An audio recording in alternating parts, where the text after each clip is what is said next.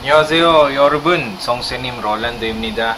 Okay, so it's gonna be my first time to do a on-screen recording, no? So ito try ko ito. Okay, so I saw this in one of my a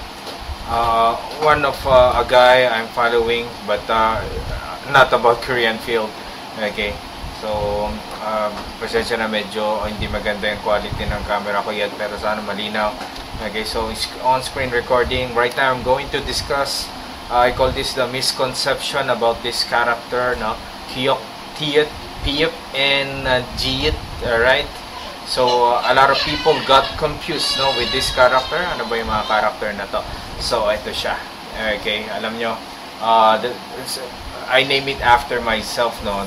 My name, Teacher Roland, first and second syllable rule, because in some books you can see it's the medial, final, initial, and that makes people a little confused. Alam nyo, aminin ko sa inyo, even I, no, in my first 5 years of speaking this language, okay, I've been speaking the language for 12 years, I have a lot of confusion. Alam nyo yung character na KG, when I pronounce it, no, alanganin G, alanganin K, yung ganun, and son of this character, no, with these characters, and alanganin T, alanganin D, alangan, ganun ko sila pinopronounce. But finally, no, okay, I really heard it right. You know, kapag mahilig ka sa Korean music, mas mapopronounce mo ng tama.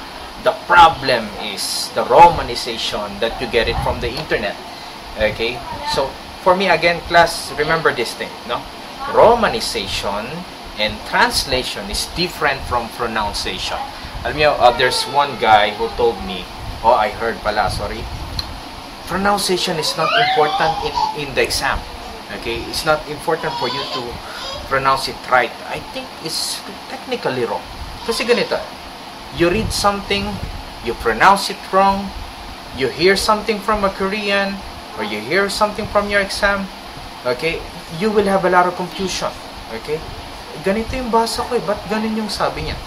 Okay, alam niyo, on my class, I'm not so worried about my students. Kasi, alam mo yun, teacher, paano yung pronunciation? Wala kayo, sino magtuturo sa amin? The book will teach you. Okay?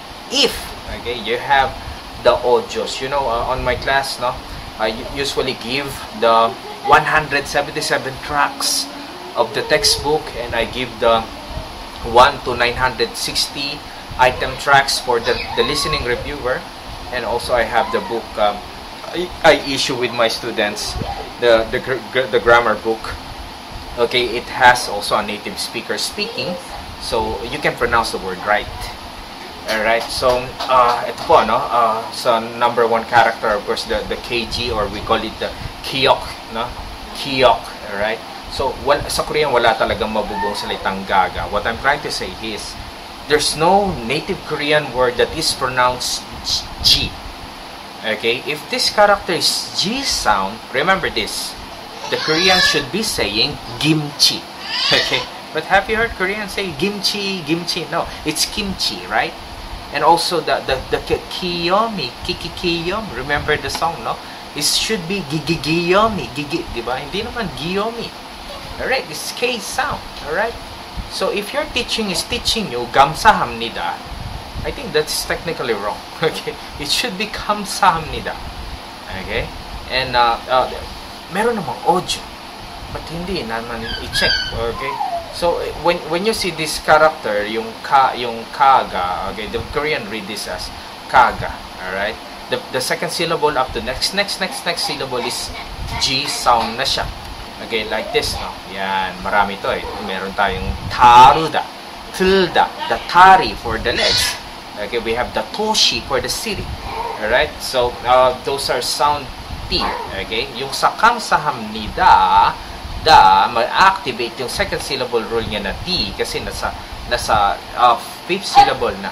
Okay, again, the second syllable to the next syllable, dun lang siya magiging letter D. But in first syllable, okay, it's the really sound T.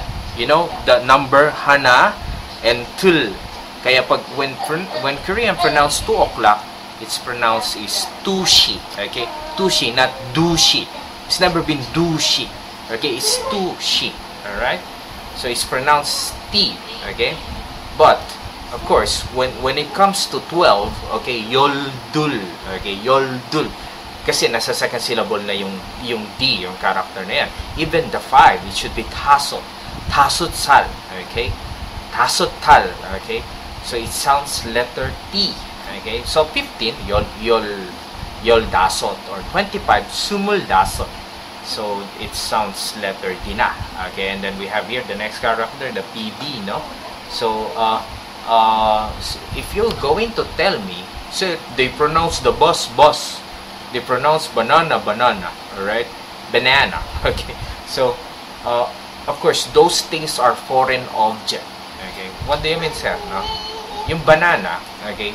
Kung magtatayo ka ng puno ng saging sa Korea, mamamatay lang, hindi siya tutubo. So, they export banana from other country, like the Philippines, okay? So, the banana is a foreign object, okay? And everybody in the world knows banana is banana. That's why the Korean, they will consider the word letter B. Okay, even the bus is made, invented in England. I think so. I know it's from England. Okay, so everybody knows the word bus is boss. So bosu. Okay, but you know, when the old people read that, yung mga matatandang Korean, they will read that panana. Okay, and posu. Alright. So the word, one of the common word in Korea is the word watch, look, see, at saka yung sometimes they use us read yung poda, okay, poda, that's payo is really sound P. Sana, okay, sana yung manaso panggapsumnida, sana sinasabi ng Korean, manaso banggapsumnida, but it's not banggapsumnida, it's panggapsumnida. Alright, so, and another one, no, yung CHJ. No, I feel sad when I hear Korean, when I feel some student pronounce it Jonun. No, Jonun. It's not Jonun, class. It's Chonun. It's per syllable CH. Okay? And you know, kung J yan, sana yung Choayo, it's Joayo. Alright? Hindi Joayo. It's Choayo. Alright? It's CH.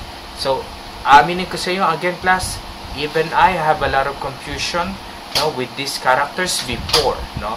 But if you know a lot of Korean music, alam nyo, mas mapopronounce nyo ito ng tama.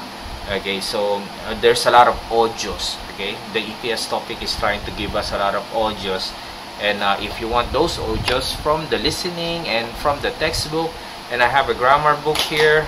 Okay, na may audio rin para ma-check nyo yung pronunciation kung tama. Again, pronunciation is very important. When you read it and pronounce it right, when you hear from Korean, magpa-perfect match, madali mong maintindihan. Okay? But it takes time to learn this. Okay? You have to do practice. No?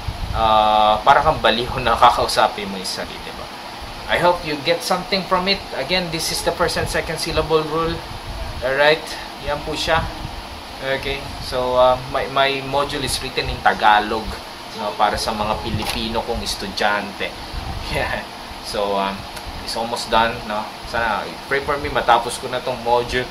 Okay, so again, this is the first and second to the next syllable rule na marami nalilito. Okay, so that's all for my video.